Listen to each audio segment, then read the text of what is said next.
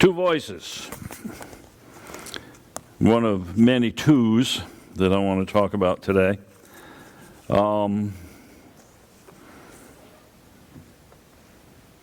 Two voices, two states,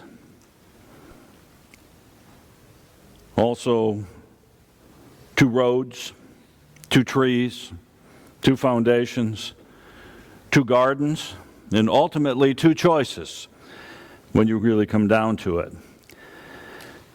Yes, this last week, a friend of mine and I were eating breakfast, and he was kind of telling a little bit about his testimony, how he came to Christ, his life before Christ. And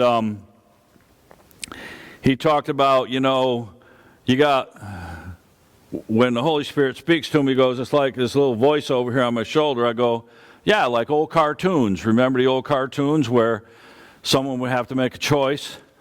Sylvester the cat has to choose, will I eat Tweety Bird or will I leave Tweety Bird alone? And there's this little angel up on this shoulder saying, leave Tweety Bird alone. And this little guy, red suit, pitchfork, pointed tail, and horns, representing the devil, saying, eat him, eat him. And there are two voices. And we either listen to one and ignore the other, or vice versa. Just like we talked about in Matthew 6:24, that no one can serve two masters. Jesus said you're either going to love one, hate the other, hold to one, despise the other.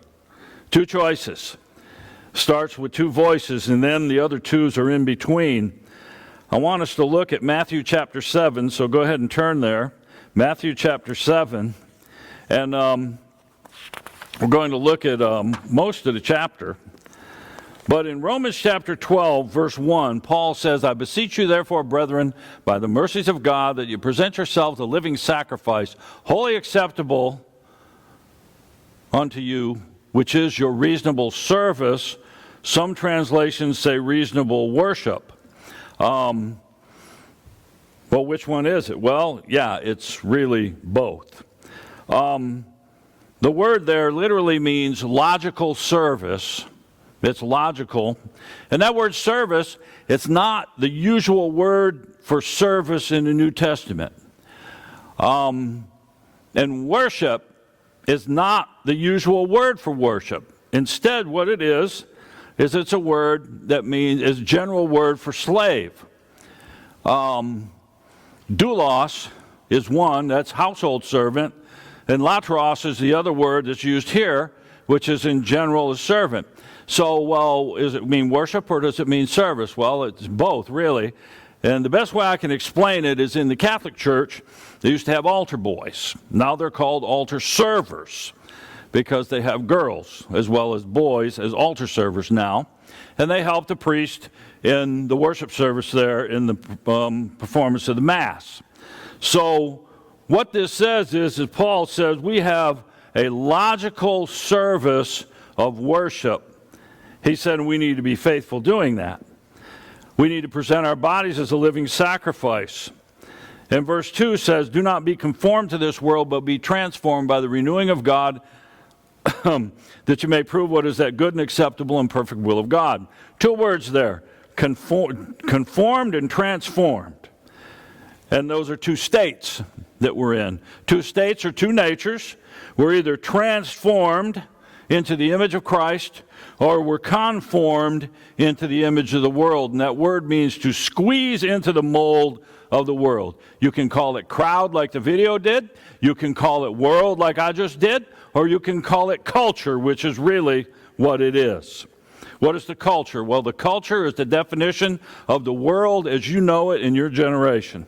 The world. It's the opposite of the godly. It's either heavenly or worldly, one or the other. And Jesus said you can't have both. Moving right along, in 2 Corinthians chapter 11, Paul has concern for this church. In his second letter, which is probably his third and fourth, really, that he wrote to them, but it's the third and fourth letter probably combined into what we call 2 Corinthians.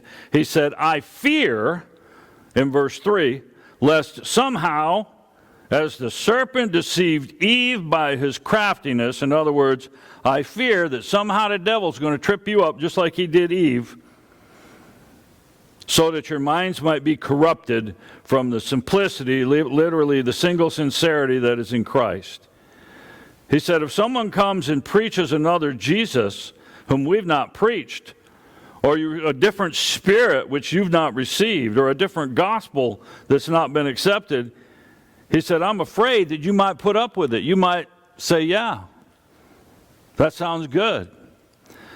Galatians 1:6, Paul says, I marvel at your turning away, literally transferred. It means to change sides, flip-flop. He said, I'm shocked that you have flipped so quickly. Galatians 3:1, he says, foolish Galatians, who has bewitched you? And literally it means to malign with fascination. That's where we are now, fascination. People go to church, and they go to the church that fascinates them. Fascinated. Oh, I like this, I like that. They do this, they do that. Paul says you need to beware of that. You've been maligned with fascination. Two natures. Which one? Two voices. Which one? Two roads. Which one? And that's where I want to begin. There are some examples of outcomes on these choices, and the first one here has to do in verses 13 and 14 of Matthew chapter 7, the path we choose. The path we choose. Jesus said this, enter the narrow gate, for wide is the gate and broad is the way that leads to destruction, and there are many who go in by it. Because narrow is the gate and difficult is the way which leads to life, and few are on it. There's a path that we need to choose. There's a wide road and there's a narrow road. The wide road, literally, that broad road, literally means spacious. It's like looking out at the, quote, wide open spaces. Wide open. And there are a lot of people on it. And Jesus said it ends in destruction.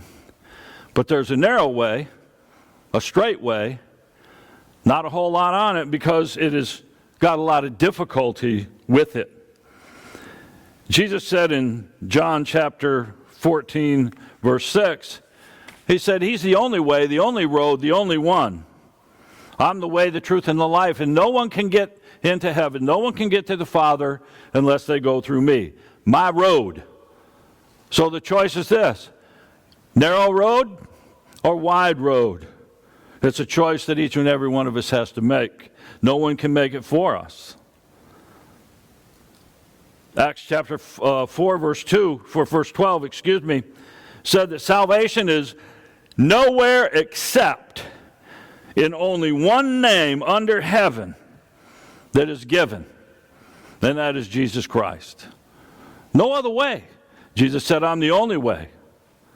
Acts 4:12 said there is only one name, one way, one road.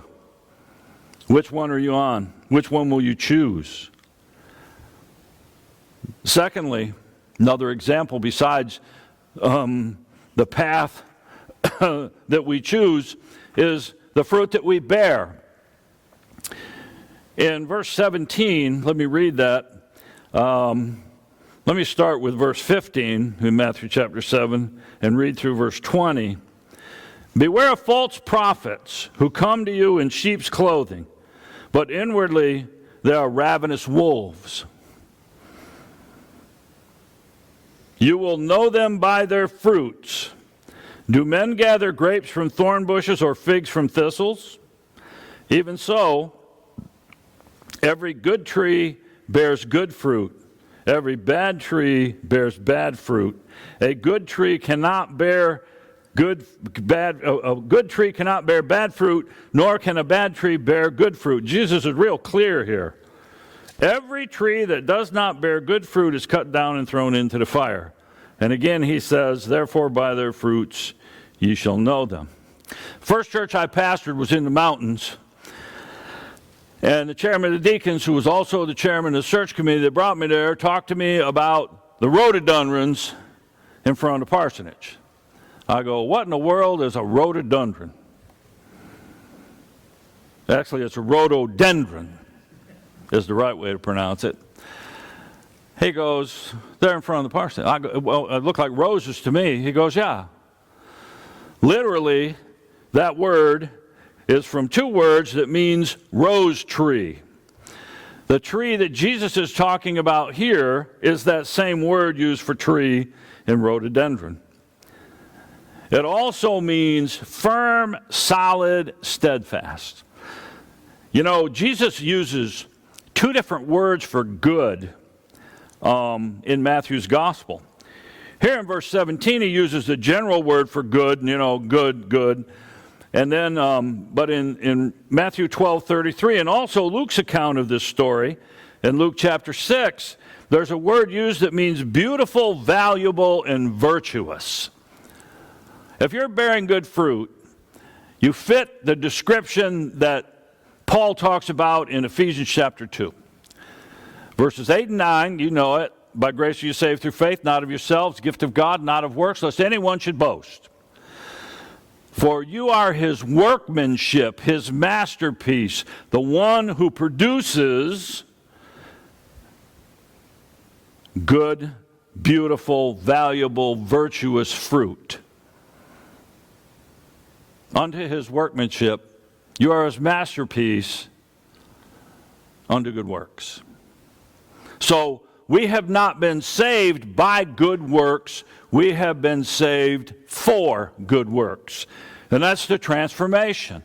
That word transformation was used in Romans chapter 12, verse 2, but also in 2 Corinthians chapter 11, 3 and 4, means it's the same word we get metamorphic from, you know, when a caterpillar spins a cocoon and turns into a butterfly.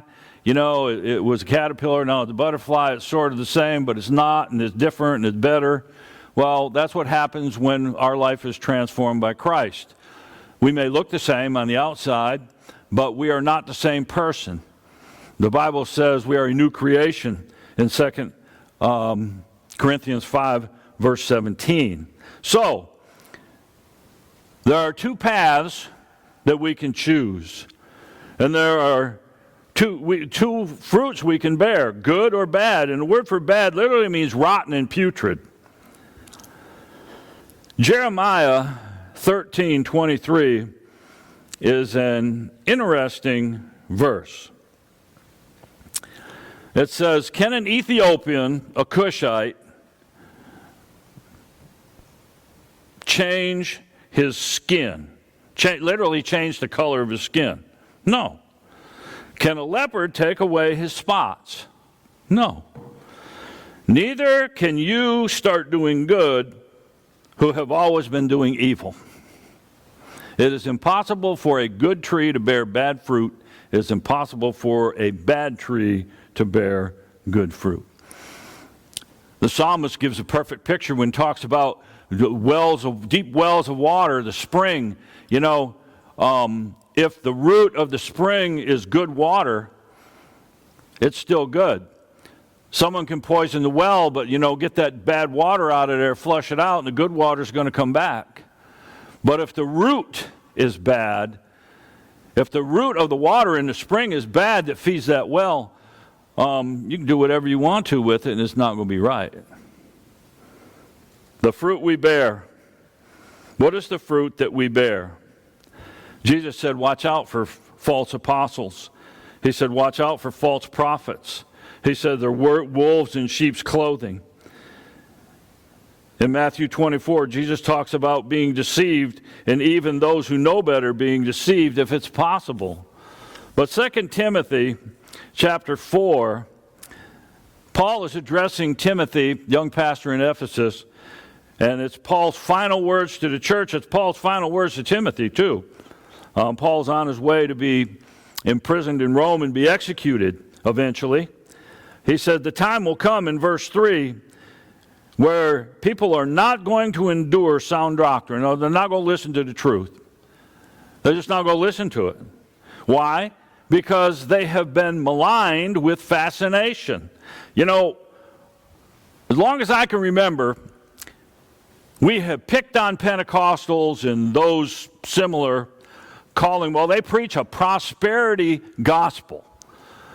Well, I'm going to tell you right now, we're in a day and an age that's a lot more dangerous. And we preach, in a lot of our churches, a popularity gospel. Whatever sounds good.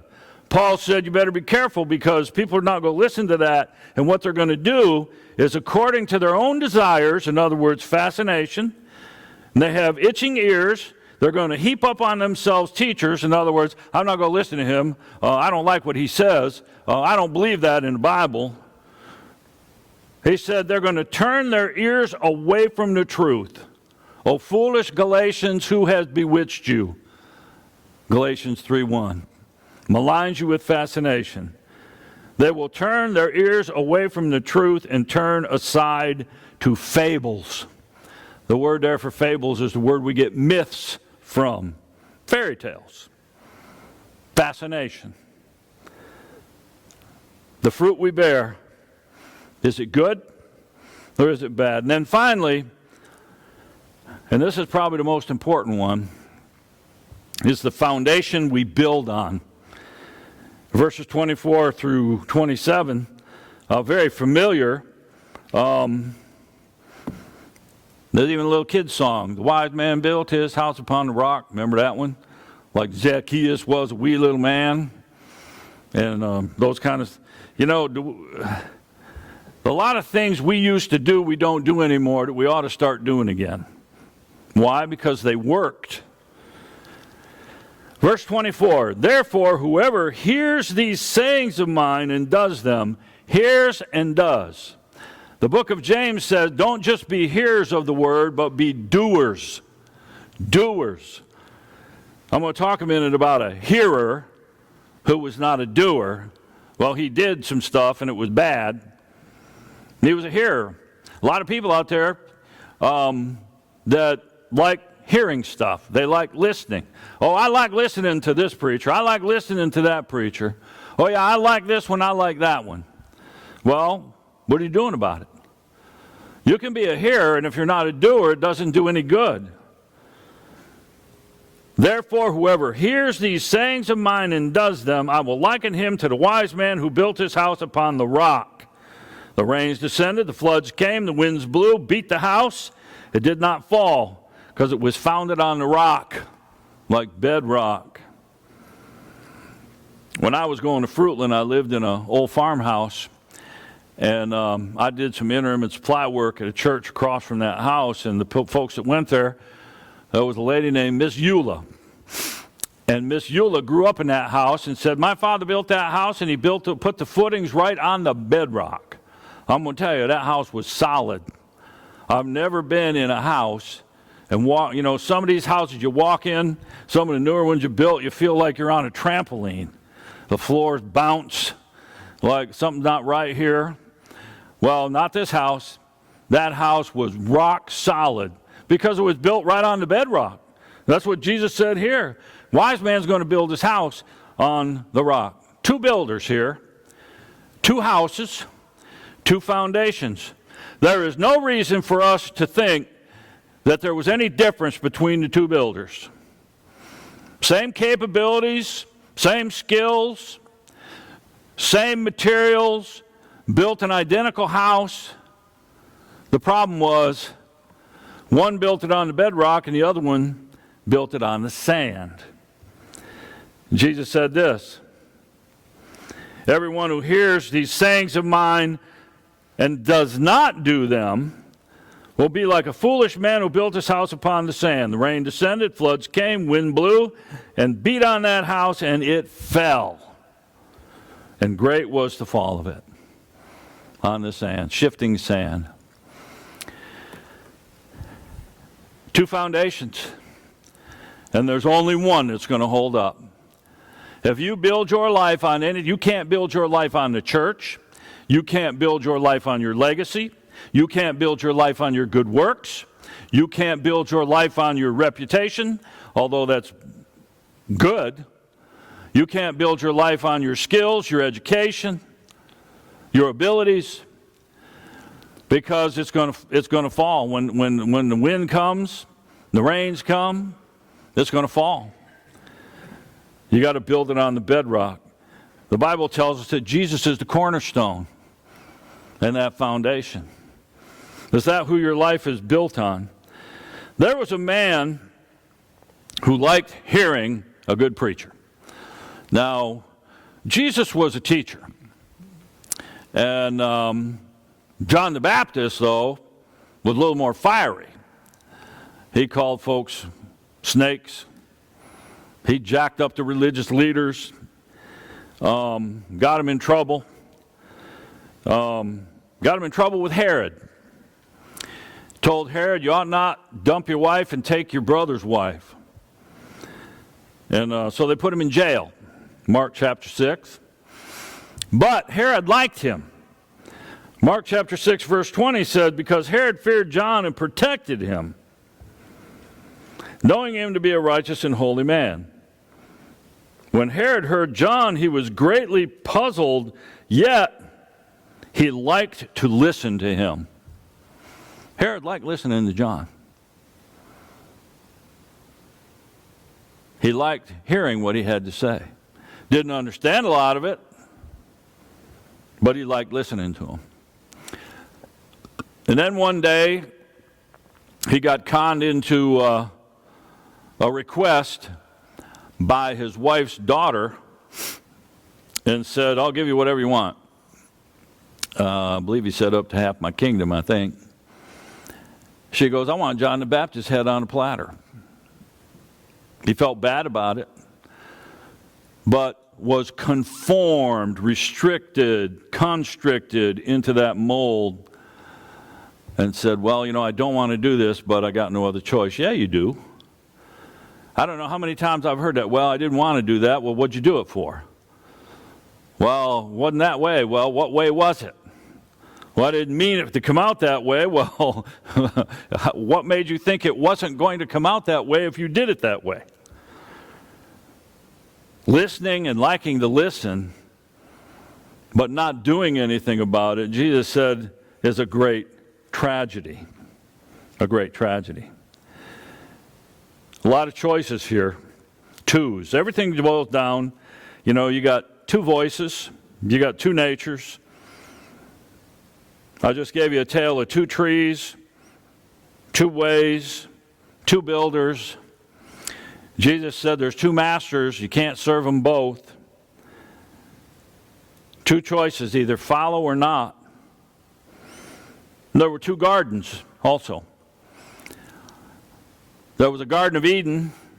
Adam and Eve had it made, and here's where we're going to close. We're going to sing our closing hymn. Adam and Eve made a choice, wrong one. We've all suffered since.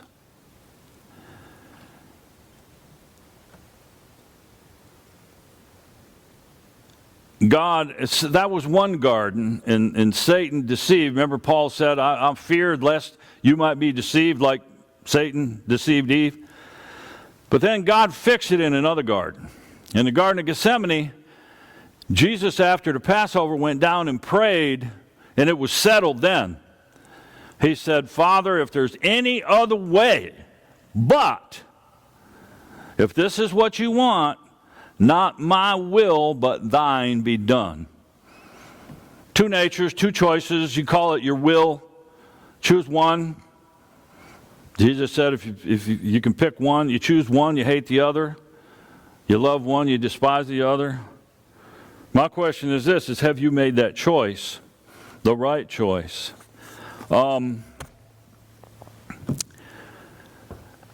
Two funerals yesterday, one in Charlotte and one in Wadesboro. One was an old friend of mine. I knew the first time I was here, Pastor Bill Fogarty, died a couple weeks ago. He's the retired former pastor and founding pastor of First Baptist Weddington. And then the other is a pastor's father in Wadesboro, Carl Randall's dad, Ken Randall. And you know what they have in common? The same thing we have in common. Hebrews chapter 9, verse 27 says it's appointed unto men once to die, and then the judgment. We have an expiration date. One day, 100 years from now, everybody in this room is going to be dead. I don't know when I'm going to die, but I know it's going to be within probably the next 50 years, maybe the next 20, maybe the next 2, I don't know. But we all have an expiration date, just like we had an installation date. God had us in His mind before the world began, and when we were conceived in our mother's womb, we were installed with life. Not when we came out of the womb and we drew our first breath, but when we were conceived, we were installed, and we were a human being. No longer were we an idea in God's mind, but we were a person. Do you know that before a mother even knows she's pregnant, there's a beating heart? I'm going to talk more about this next week. There's going to be a different kind of Mother's Day sermon. There's probably some things that you don't know because you have been lied to for the last 50 years, just like you've been lied to for the last 5 years. Jesus both said, watch out. They're going to come, they're going to lie to you. You're going to have to be able to discern. And that's why it's important. You know, you got 2 voices out there, but which voice you listen to depends upon which road you're on. It depends upon what fruit you bear. It depends upon the foundation that you have chosen to build on. Have you chosen rightly? Because, you know, I mentioned that we have an installation date, and when we reach an age of accountability, we die spiritually. We are dead, and we are destined for hell, where Jesus said, the worm dieth not and the fire is not quenched. And barring making the right choice and choosing the right path and building the right foundation, that's where we'll end up. The right choice is to follow Christ.